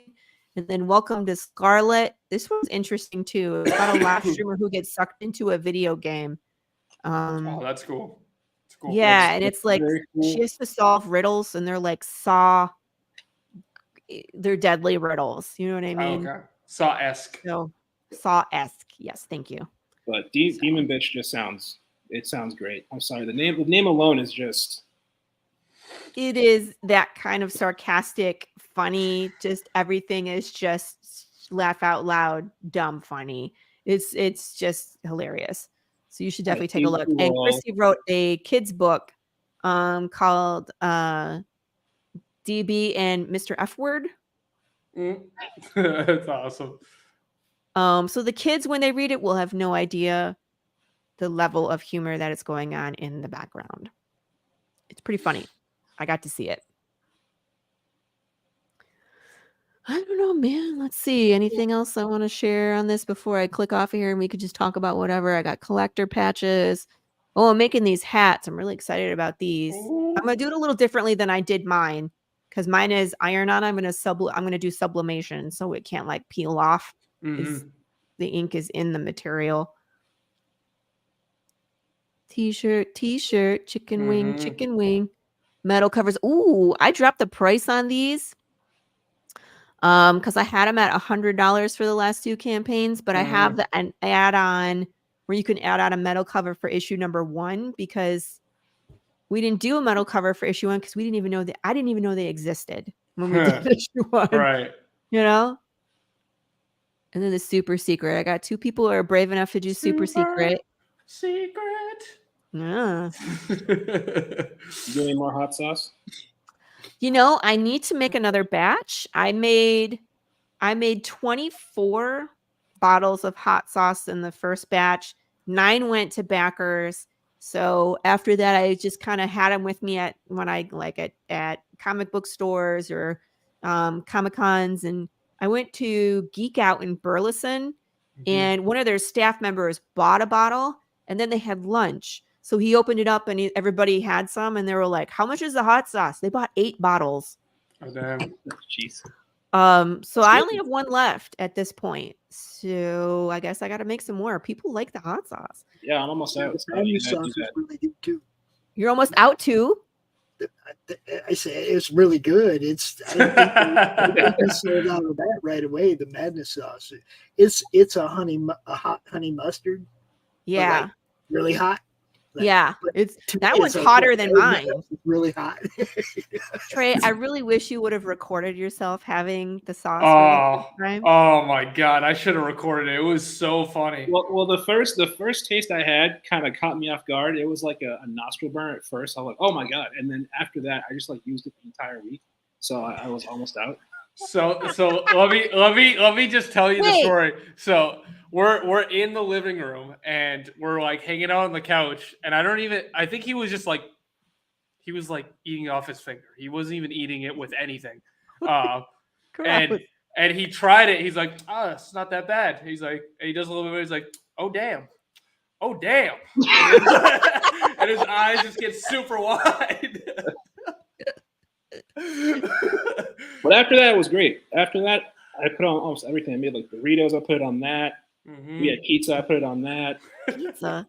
I put it on fried chicken, which was amazing, and pulled pork, like a pulled pork sandwich, and that was just the best. With some coleslaw on top. Oh.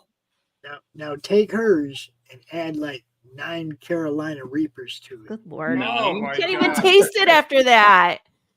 I can't do that hot. Carolina Reapers. It was honey mustard. It was so good, man. Hey, even the grandkid liked it. Even Isaac liked it. Grandkid has hair on his chest at this point. Dude, I would die. It's really good. It's just a really hot honey mustard, but it's totally honey mustard. You did get all Pops the freeze or did I freeze? Flavor away. I think I froze. You remember that hot nugget sauce that McDonald's used to have? Yeah. Was that? It's that, but a lot hotter. So super 7 hot. days left. It's the last time I'm going to bring this up. You can go to palerider.com to go check out rewards. We're in the home stretch. Want to finish out strong so we can smash a pumpkin. Less than $200 will get us to smash a pumpkin. Smash the pumpkin town. And I will dress up as something. I love that because people get to vote on naming the pumpkin and we get to vote on the weapon that I use. And I'll dress up as something crazy. It won't be Pikachu. It'll be something different. Yes, Pops. If you want to get drawn into a future episode, a future issue of Pale Rider, go over to the Roku campaign and grab one of them 2 drawn in spots for Path the Pale Rider. Yes, I forget that that's there, but because I always push the smash ads because those are the ones I want to do. But there's 2 drawn in spots. There are. Issue of Path of the Pale Rider. You can get Marco to draw you in. Go check it out, man. And we could really use the help too. $100 too. Yeah. And we could smash ads. Let's see. Definitely want to see that campaign fund so that we can. Heck. Where do we choose the name for the pumpkin? I haven't released the poll yet. So once we get to that level, I have a couple things up my sleeve. So once we get past 6,000, I actually have another. An add-on, a single add-on, which is going to be something crazy. And then when the campaign ends, I will put out a poll where people can, because what I usually do is I'll usually pick 3 or 4 names myself, but I'll leave the poll open where people can add in their own suggestions. And then we'll do the same thing for the weapon. And I've gotten some really interesting suggestions. Some of them are crap, like a spatula, that one's not going to work. A wet noodle. Yeah, that's not going to work. But someone was like a soup can in a sock. I can do that, right? So we did, and it was hilarious. So right here, I'm on the wrong page. Share this tab instead. Here we go. So here's the Roku page. We got some new backers in there. That's great. But here's right here on this side is the smash ads. So your name here on a pumpkin, and I'll smash it on the brew. And I'll send you a digital copy of the file so you can use that for advertising as well. And then here's get drawn into Path of the Pale Rider. So you can't actually get drawn in on the Path of the Pale Rider Kickstarter, but you can over here. Oh, that's cool. That's the only way you can do it. You got to do it on the Roku campaign. Yeah, I didn't want to compete between the two. You know what I mean? So, but there's good stuff on here. You can run your ads. You can have your independent film there. There's a art. ton. Bill Moss, that Ton of dragon art. right there, that white on black dragon. Bill Moss. Yeah, art, that's. right? Sorry, I have to find it. I'm going the wrong Look, way. the other night I was Here it watching a is. Bill Moss stream, and I watched him sell a piece of art that was a work in progress for $850. Oh my Oh god. dang, that's crazy. There's a $100 piece of Bill Moss art right there, guys. Grab it. His art Yeah, goes Jim for O'Reilly art. I've watched people bid up to $850. That's crazy. People fighting. 3 different people were fighting at the end. For it. It's just like one dude bailed, and the other dude was like, "Congrats, man! It's yours." $850, and it wasn't even done yet. He was drawing it live. Oh, That's dang. cool. Okay, That's very And don't forget, Rich Parada will wax his chest live on the Monday Madness. We Yeah, watched there's him wax his back on Doc's show on Wednesday, and it was funny. the easiest way to break it down is there's 4 tiers for showrunners, different tier levels for showrunners. If you want to bring a show, there's 6 different levels of sponsorship or ad running, however you want to call it. We'll run your ads on the network. 6 different levels of that. And then there's a whole bunch of stuff for fans. If you just want to help us get to Roku, man, there's PDF, there's art, there's comics, there's, just all kinds of stuff, T-shirts, everything. Mhm. Check it out. You'll find something. There's something for everybody here. Sketch cards for 5 different people, whatever you want drawn. I got Brian Chistow has 6 Gun Gorilla. 6 Gun Gorilla, which I was already looking at, and I was like, when is he running another campaign so I can get 6 Gun Gorilla? It looks amazing. 6 right here on the PDF. Mhm. Devil You I Know was like, Better, perfect. signed by Mike Barron and Hart Fisher. It's a short story novel edited by RJ, our boy at Critical Blast. Mm. Good stuff there. I have that book, actually. I have a 1 of 1 Madness edition, but that's number 13 of 25. Okay, so number 13. What's Roku Sheriff shirt. That's pretty cool. Yep, the sheriff shirts, just a regular shirt. Whatever. There's lots of stuff. If there's something you want and we don't have it up there, say something. I'll tell you, put it up there. Yeah. Pops is always like, "Hey, add this stuff," and I'm like, "Okay." We're actually tonight we're going to be sweetening the pot on I'm going to add some more things tonight, so stay tuned. I'm going to sweeten the pot on the original art. We're going to add some PDFs to the original art tiers. If you grab the original art, you get some PDFs too. We want this thing to fund, guys. We want to take our network to Roku, so we're willing to do whatever it'll take. And if I had $5,000, guys, I wouldn't be doing this. We'd already be on Roku. It's that simple. If I had $5,000 to blow right now, we'd already be on Roku. I'm asking everybody to help because this benefits everybody. You guys know the work we do, the shows, the promotion. To promote everybody, right? Super consistent, always promote everybody. Yes.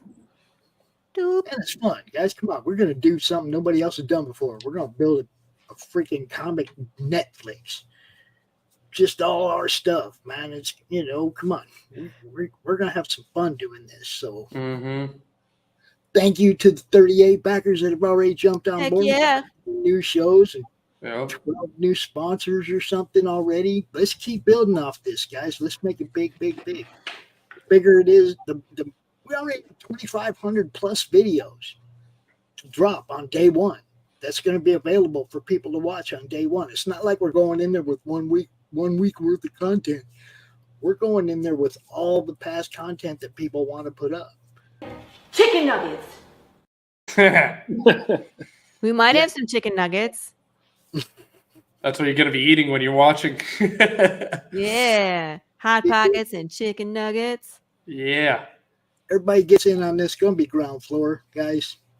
I take care of the people that have been with me. Lori knows. I take care of the people that are loyal to what we're doing. Loyal to me, loyal to what we're doing, loyal to the vision. Sometimes they check me. Yo, Pops, you're getting away from the vision.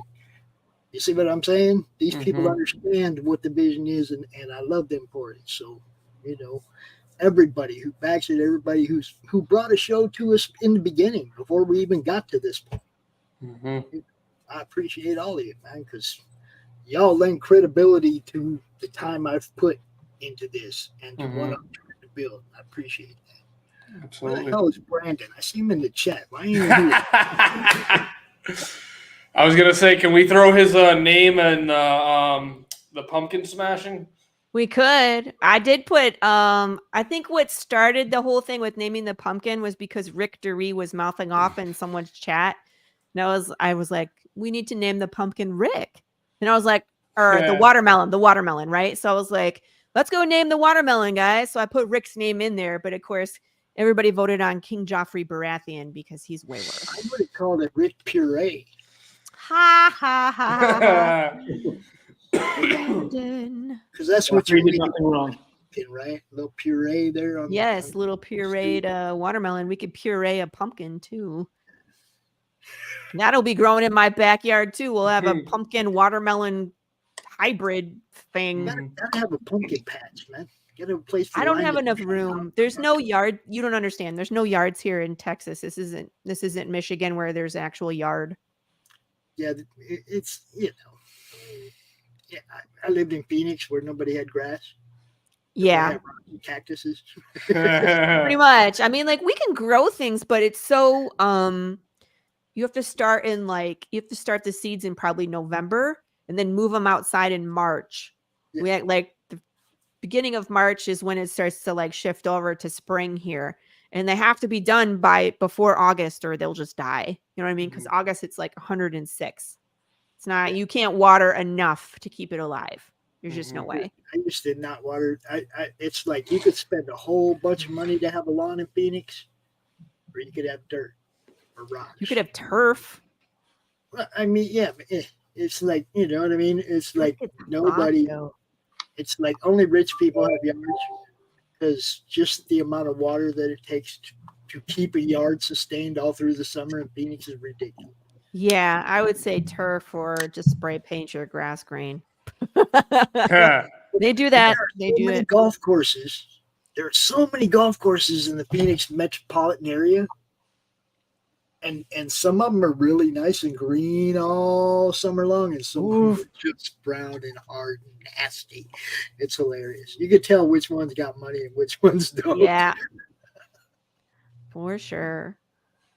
Well, we are at an hour and 37 minutes. I need to get on going with some projects editing and then get my kids to bed. They got school tomorrow. They've been off since Wednesday. They had no school Thursday, Friday, Saturday, Sunday, Monday. Yeah, they're gonna be rough tomorrow. Oh yeah. I was gonna say, do you want to mess with it in the morning before the? No, I could do it. No, I should do it tonight because tomorrow I got to get them to school and they're a hot mess. No, I might have time tomorrow. Yeah, I mean the brew don't start till 11, right? That's true. Yeah, I'll have time. I'll have time tomorrow to do some editing too. Just go ahead, maybe get some rest tonight. What's that? Yeah, that's a good question. I mean, Probably the best question of the entire stream. What is sleep? I still got another show coming up. After Lord. this, if you notice, I went and I opened this up to all the other channels. I did. Well, I purposely didn't put them on there because I knew there was other shows running and this was kind of an impromptu thing. Yeah. So I appreciate you doing that when it was available. I'll pop all the other channels open so that you guys could get, So, Sam, say a little bit about Race for the people that were on my channels that didn't catch the beginning of the show.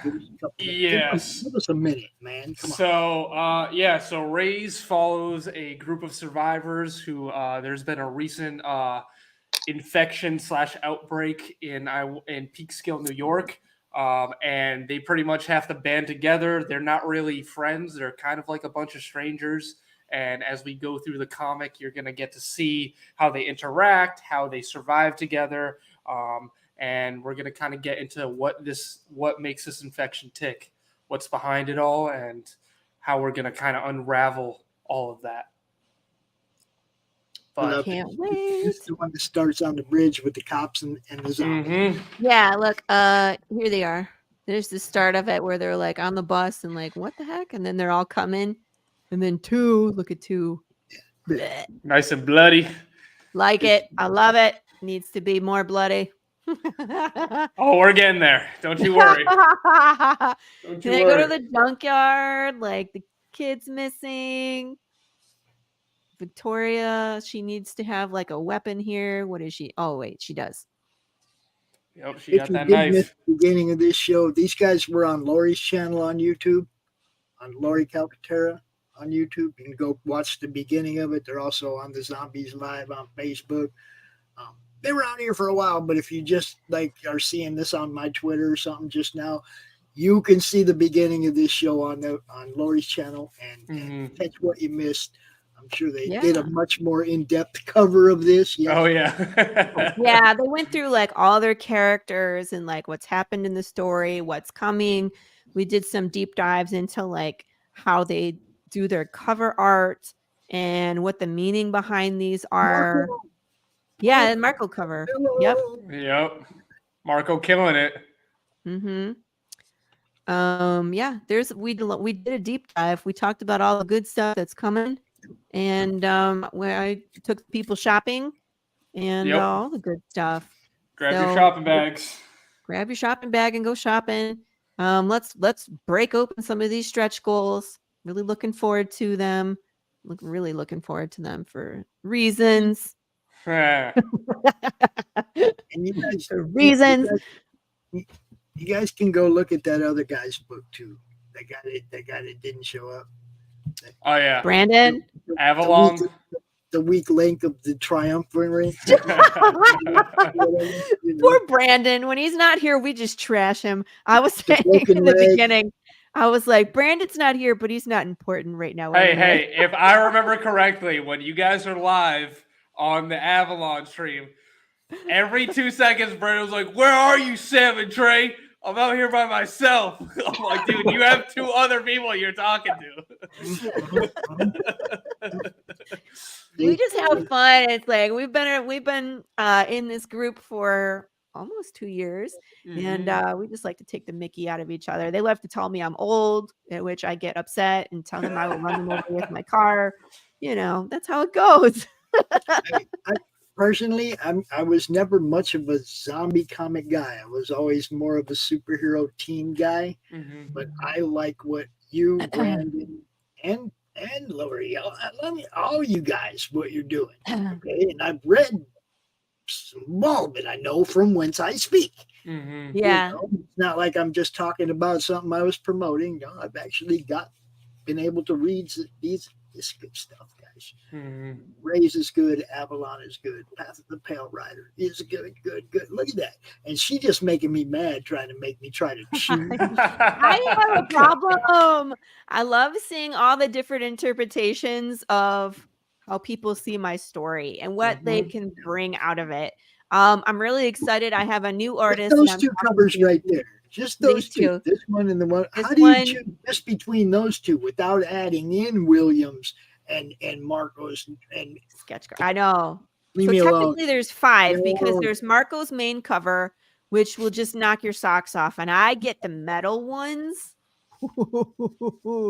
This one in metal is insane. I cannot wait. Lori makes me mad because she knows that I'm broke ass. If I can get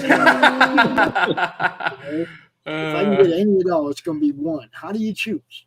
I don't know. This one is like the haunting, the living versus the undead, the symbolism of what's coming, and then the eye is just judging you. It's just judging you. Got the Garbage Pail Kids looking one. Garbage Pail Kids / Goosebumps. Awesome. And it's like, it's funny. Hi, hungry, I'm dead. She has a hot dog, which we won't be able to eat. But again, in the background, there's that collector's van. So this is not going to be a good day for them. They're going to get disappeared. And then it's like, again, we change direction and you get this Western, almost like a wanted poster look. But it has Big James on it. So that's amazing too. The way he made texture out of that, to me, still is just absolutely cool. Amazing. Yeah, not for real. And then, of course, if you want Marco to draw you a Big James, he will. There's There you that we go. have a sketch cover. I had being in the indie community, a lot of the indie are watching what you're doing, and I had a couple of them ask me, when are you going to do a sketch cover? Because I want to draw my own Big James. And I'm like, here you go. There you go. So now, yep, you can get this for the same price as the rest of them. They're all $15, which is cool. And you can do your own version of Jude St. Clair, Big James, or just throw a bunch of pile of zombies on it. Why not? Or we have that $200 level where you can get Marco DeFio, excuse me. I've been saying his name wrong this entire time. Marco DeFio, he can put on his art on the cover. So you want a Big James from the dude that does Big James?6here's your chance. That's Or awesome. you can have them draw you into the comic, and you can be On part the of this Roku. coming Yeah. forward at some point. Yep. So here's what I did. This is why I was like, I hate scrolling for 17 days. So That's just, I love that. I love that right there. That's perfect. You know what I mean? I just hope it Like, isn't I'd too have one for the fast. covers, and then I'd have one for interior pages. Yeah. So I did that. Mhm. There's the cover, interior. That's just plain and simple, right? And it has like a little blurb about what you're going to see in the comic, and then who all the variant artists are, and then you get to see the Jude St. Clair cover. He just has resting bitch face. He's so good. I was like, Marco, why? He's like, I'm happy. I'm like, all right. He's unhappy. Why else? Like, he's not happy. I'm like, oh, okay. Yeah, I guess if I was in the middle of a riot, I would not be happy either. Yeah. But I usually have like an Everett Watkins cover, and I didn't have a spot because the sketch cover. So he actually did the shirts, which turned out Nice. really good. That was so cool. Yeah. Good stuff. And another Good card stuff. unlocked. Gotta love it. Gotta love it. And I love this GIF because it's funny. So yeah, if you're just seeing us, we would love it. Oop, we got a Becker. Hooray. We love it if you would come and support indie comics, come support what you're seeing on, on Kickstarter right now. We got Ray's Comics #6. You can get 1 through 5 digitally, get all caught up in the story, and start reading the meat and potatoes of what started this infection. You got, again, Path of the Pale Rider, this Western apocalypse. If you like Book of Eli, Good, Bad, and the Ugly, Walking Dead with a dash of Cocaine Bear on it. Path of the Pale Rider. And to support the best network out there who helps all of us indie creators get seen and be successful, we want to move over to a Roku so we can beat the censors and stop the anxiety. I've talked to so many creators where like their channel gets shut down. You guys went through this on your Twitter where like your Twitter page with all your followers got turned off. Right? And you can't turn it back on. Twitter, my second Facebook, my second YouTube. I was on a podcast where the guy was like, I had this channel, I had 2,000 subscribers, and someone said something or reported me or trolled me, and now that whole thing is shut down and I can't do anything about it. So you have to start over. And the only thing, that's really frustrating about YouTube as well, and they're all like this, where it's like people start making too much money and they change the finish line. Oh, you're monetized at 500 subscribers. Nope. Now you're monetized at 1,000 subscribers. Plus you have to have watch hours accumulated up to this. Right. And then when people start getting that, then they'll move it again. Well, the now Roku it's is the 10 answer. million shorts. 10 million Stupid. short views. It's Right. like, Now it's shorts. It's like now they're pushing the shorts and they make it difficult for anything else besides a short to get monetized. So they keep changing. So the Roku is the answer. Be a creator on the Roku with us. The more people we have, the more variety we have, the more views we will get, because people will just show up in the stream and get stuck. They're like, oh, look, she's smashing a pumpkin. What the heck? What's this? An RC? They're building RC cars. Oh my God, they're drawing all this stuff. It's beautiful. There's just so many places, for them to see all the cool stuff we do. Sam, Trey, you guys go to a streaming service looking for something to watch. Do you get stuck going through movie to movie to movie. I already seen that. I seen that. I seen that. Oh, Look yeah. at watch. We're gonna have this set up like Netflix, where all these different show playlists will be there. You to go from one to the next, looking for something to watch, right? Because they're all different shows. Like Lori's Tuesday Morning Brew is different than Doc's Coffee Shop. I mean, they're both kind of morning type shows, but they're completely different. Okay. Yeah, I'm not Doc. He's crazy. But a lot of these guys are a long ways from monetization on YouTube. Yeah. You know, I mean, a long ways from it, or in some cases, will never be monetized. Will never be monetized, right? You know, they're never going to monetize me. I share too much off-platform stuff for them to ever monetize me on YouTube. I already know that. It's a dead issue. I'm always talking about Kickstarter, Facebook, YouTube, Twitter. I'm always sharing links all over social media out of my YouTube channel. They don't like that. That's one of the things YouTube doesn't No, like. and I mean, none of the platforms do. They'll hide you if you post links to another platform. They want you to stay in Facebook, stay, right? So you start posting your Kickstarter links. They're like, oh, you get less views. Yeah, exactly. So they want you to keep it all in-house. Well, we go to Roku. You know, it's pretty easy, right? We'll go there. We'll make shorts that we put on YouTube about the shows that are playing on Roku. We'll cater to their short platform, but we'll monetize them instead of them monetizing us. You know. Oh, Lord, guys. All right, 9 minutes. We got to get off of here so I can go. That's fine. Do the thing. I love you guys. I'm so glad that we were able to do this. This was kind of a weird snafu where we had, like, this has happened, you know, and I want to say this. I want to have a PSA. If you're a podcaster and you have people booked on your shows, make sure you're paying attention to your calendar. Obviously, there's things that happen that you can't control. I had one of my friends who's a podcaster got into a car accident. Oh my gosh, we had to reschedule, right?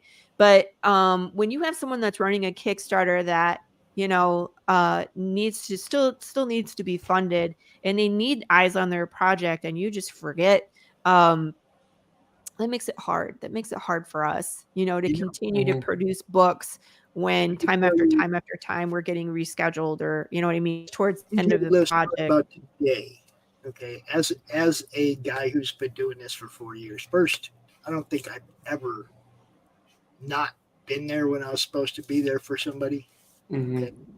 I don't think that's ever, maybe once it happened because of power outage and I didn't have a backup, but usually there's somebody to back me up and those shows go on anyway. Yeah. Correct, Lori? You know what I'm talking about. Yeah. Our network takes care of each other, right? We take care of each other. Yes. 4 yes, years. absolutely. Okay. I never let somebody down like that. Okay. Right. But it happens. This is now again, car accident stuff happens, and I'm not going to call anybody out. Everybody has stuff going on. So if I don't know what's going on, you know, I apologize. I'm not trying to call anybody out. I've had 3. Carissa's had 7.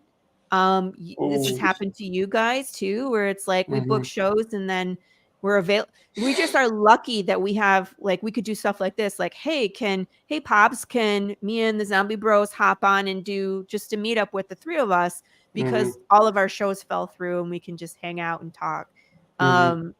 Get more eyes on the project. So we're lucky like that, but not all creators have that opportunity, and it hurts us. So hopefully, you know, today myself, I double booked the Madness without even knowing, even okay, and then I had 2 guests, but Madness is a long enough show where it caters to 2 guests. Yeah, a co-host that wasn't there, so I had the guests co-host with me when we talked about the other person's content. It's what I'm saying. It's like you always got to be thinking when you're doing this. If you're gonna really help people, then you got to really help people. You got to be consistent. You got to do what you say you're going to do, or you're going to lose credibility with anybody else that might want to come on your show. Right. The last thing I'm going to do is tell you. I don't know what's going on. There's just a lot of it going. It's just, I don't know if it's just a super busy time right now, or it just people have a lot on their plate, which we all do. I just, you know, if you're a podcaster, just keep in mind that need you. We really need to get eyes on our project with audiences. And when you reschedule us at the last minute, it hurts us. Emotional damage is for this. Nobody wants to be left hanging when they're trying to fund a campaign. Oh, right. yeah. Okay, nobody. And even a podcaster doesn't want to be left hanging when I'm funding a campaign. Okay. Nobody does. Look, it's kind of, you took on the responsibility of being a promoter of indie comics. Own it. That's all. Own it. You know? And with that note, we're going to play a few ads and we're going to head on out. It is that time. Like I said, I love you guys. Tuesday morning room. Yep. See you all in the Tuesday morning room tomorrow, 11 a.m. Eastern Standard Time. We'll have more indie comics and we're going to talk some horror. I was like, I don't know, maybe we might need to talk about some puppies too, because it's going to get pretty dark. Horror puppies. Like, we need to talk about puppies to alleviate the darkness. So we'll see. I'll bring puppies. Bring puppies? I'm not going to bring puppies. I'll bring pictures of puppies. To like break up I could bring my puppy, but he would just eat things. Both may be entertaining. You just not really. Eat a couple of those mainstream comics that you don't care about. Oh, ouch! All right, guys. Say goodbye. Peace, yo. Bye.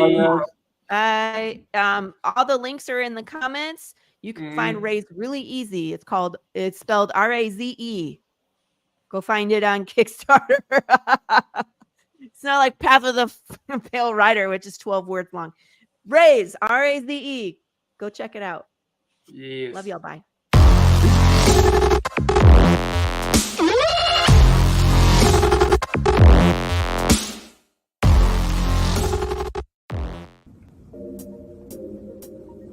Oh man, I wish I could find a way to better advertise Apothic Press. Just back it already. Whoa, Crom, what are you doing here? What's this? The Madness Roku Network. Sponsorship.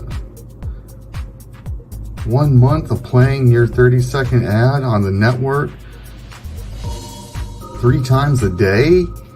Oh my gosh, for $20? And you can't beat that. Just back it already. All right, Crom, I'm doing it.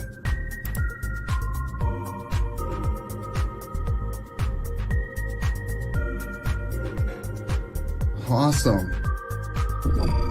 Hi, I'm Tanner Hurley, founder of Apothic Press. I back the Madness Roku Network, and so should you.